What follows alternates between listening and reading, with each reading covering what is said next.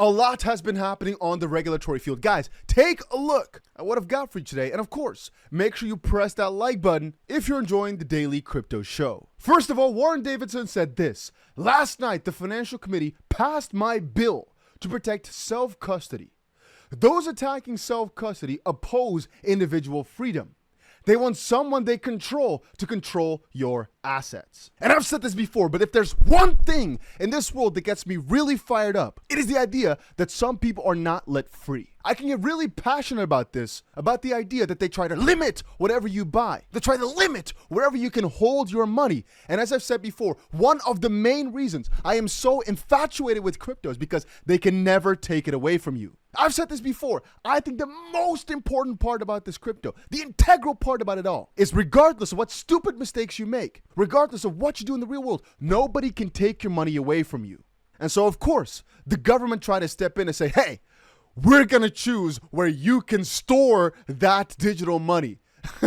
And of course, we're all like, excuse the frick out of me. Of course you can't do that. And now, finally, something got passed that gives you the right to keep your own crypto for yourself. Sorry, that gets my passions riled up. I hope it gets the same effect for you guys. The fact that they're trying to limit where you can keep your money is insane to me. They really want to keep control in every way, shape, or form. The whole idea behind crypto is that you have control over your own money.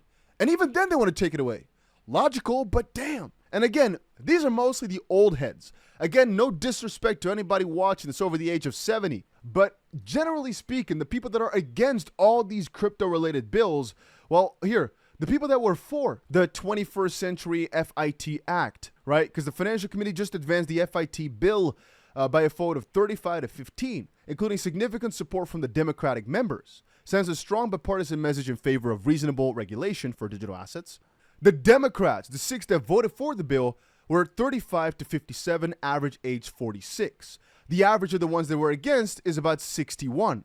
Point being, the older they get, the more against this freedom and against this technology they are, for the most part, because it's just something that's hard for them to fathom and understand. Again, as I said before, the idea of, oh, just buy property, or just buy stocks, or just invest into these indices is something that most modern parents will just implore into their children. Say, hey, do this and you'll be successful. Whereas in this newer technological realm, the newer finance world, it's not just about buying one home anymore. Because the price of a home has changed a lot in due course, in the time here between your parents and you, and more between you and your children, depending on how old you are watching this. And the same thing for stocks. The US has been the world leader in the economy for the last 100 years. But that might change. And so the philosophy of, oh, no, just go for US stocks, US indices is all fine, always does well. It's done that for 100 years, but it might not be that way forever. And many people over the age of, let's just call it 60, are not as progressive. As I've said, I've spoken many people. A lot of you guys viewing are above the age of 60, and I know a lot of you guys. Whenever I go to these XRP meetups, crypto meetups, a lot of people that are above their retirement come shake my hand. I always appreciate that, but I'd say you guys, if you're watching this, are a select few. The most people I speak to are at about 35 years of age. Anyway, talking about things against the law and that they're trying to keep control over you. John Deaton said, on May 26th, I wrote about the SEC's unlawful expansion of Howey to include all sales of XRP. Quote, from the very first one in 2013 onward into perpetuity, including on the secondary markets between parties who have nothing to do with nor even a knowledge of a company called Ripple, end quote. When you consider the above and then read Judge Teresa's decision, you can see why her ruling makes sense. Because right here on Crypto Law, you see from May 26th, John nailed the legal absurdity of the SEC's whole legal attack on crypto based on their theory on XRP. On July 13th, the judge agreed. Now watch the judge in the Coinbase, Grayscale, and Binance cases, as again, the SEC is simply illogical, and for the most part, is just a power grab. We've said that many times. All they care about is keeping the control. And like we've seen right now, they're starting to lose their grip because they're starting to lose. And I keep on saying, be careful because a little, I don't know what they say usually, a snake driven into a corner? I'm not sure what the analogy usually is. The saying might do crazy things. I think they just say like an animal becomes dangerous when he's driven into a corner or something. John had more to say. Quote, and this is a quote from Lawson Layton, who's always the person writing in Forbes about the XRP case. But I think she quit or got fired or just went. Ultimately, the Therese decision was a triumph for the thousands of retail XRP holders led by Rhode Island attorney John Deaton. They filed a motion to intervene early in the case and raged that the lawsuit had crashed the value of their holdings and locked their XRP on exchanges that suspended trading for fear of SEC retaliation. The XRP army became a hurricane of investor revolt that the SEC did not see coming. I've already described the SEC probably thought Ripple would quickly settle, give them some money really quickly, and then get the frick out. But they didn't. They made it a big battle.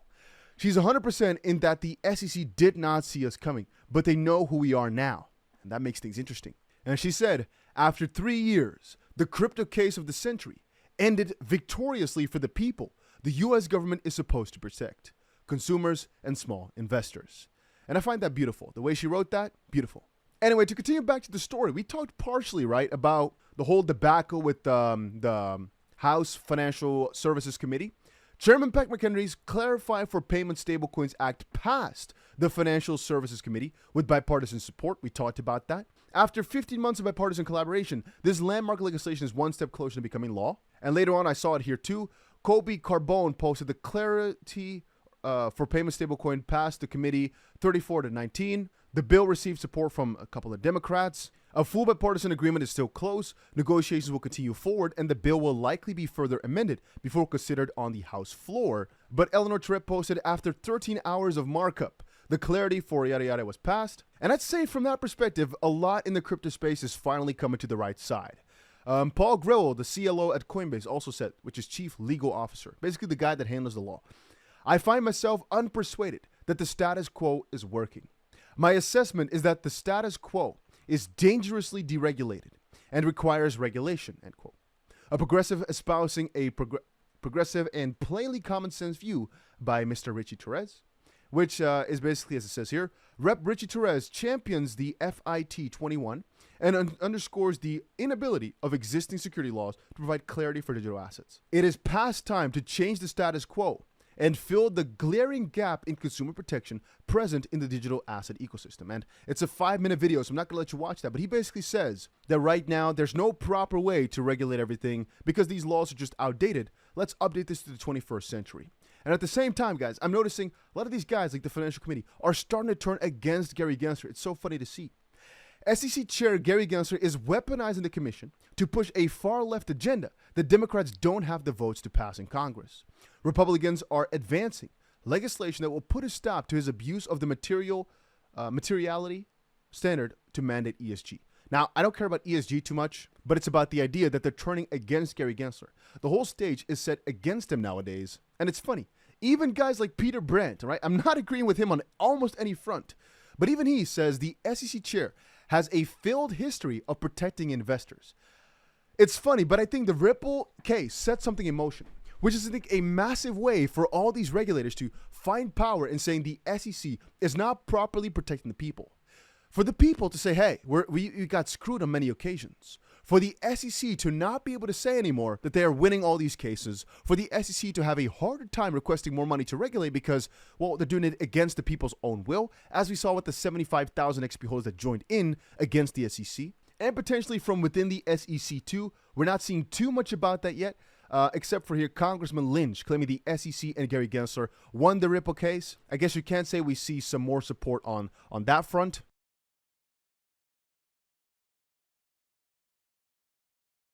I want to address the claim that the SEC has been exercising regulation by enforcement, as if there are no guidelines out there that these crypto firms would be bound by. Mr. Gensler at the SEC has brought 131 cases. 131 cases, and he's won 130 and a half, if you count the Ripple case last week. So what he's doing, the SEC is regulating by the application of law, right? Well, I guess not, right? Or at least up to a certain point, because now they're starting to lose. And again, they're trying to make it seem better. Oh, they won 130 and a half out of the 131. No, they didn't. But again, if you want to stay in your fantasy motherfucking world, you do that, all right? We all know the truth. Ripple won, and that's final. But of course, the guys at the SEC, they have an ego to fill. And they've got themselves a little bit of a power complex, so they can't make it seem like a loss. Delusional at best. I'd say it's pure insanity, but let's call it just delusional, because that's the best thing I can put on it. I've kept on saying it, and I will say it again, these guys will never claim that they lost. They will never accept that they actually did not win. And all I can say about that is, screw them. We don't need them. We know what we hold. And if you're looking out for some extra gains, guys, make sure you check out buy button links down below. Right now, you get yourself $1,125 worth of a trade for absolutely free to trade XRP with. It's pretty cool, so check out the link down below. Or if you want yourself a couple of cool spins on this prize wheel, make sure you check out BitGet. I'll leave a link for that down below also. And that's about it for this video, guys. Like always, put the notification bell on if you want to be notified for further videos. And I'll see you guys again in another crypto video, hopefully later today.